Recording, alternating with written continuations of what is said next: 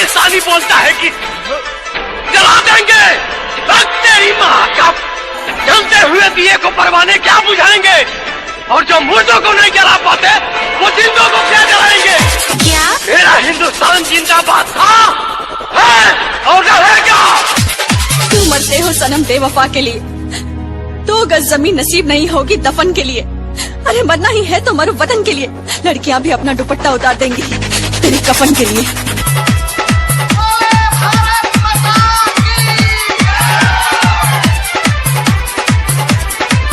देश हमारा कैसा न होगी तुझसे अब बात कोई, मुल्क तुम्हारा हिजड़ों का न दिल में है जज्बात कोई।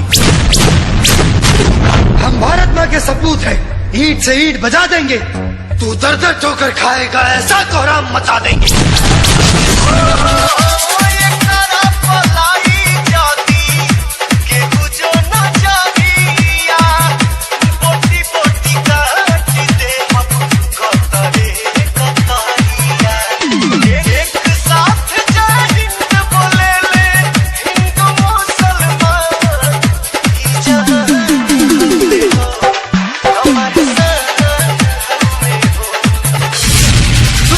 पाकिस्तान वरना नक्शे से मिट जाएगा।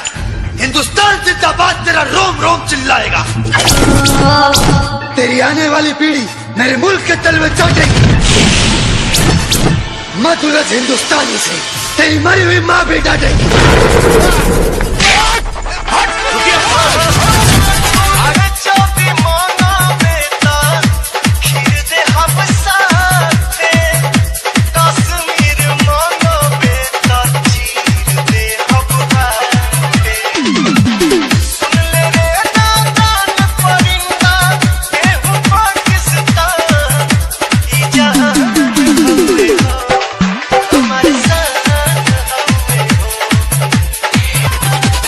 हिंदुस्तान जिंदाबाद था, जिंदाबाद है और जिंदाबाद रहेगा। हिंदुस्तान जिंदाबाद, हिंदुस्तान जिंदाबाद, हिंदुस्तान जिंदाबाद।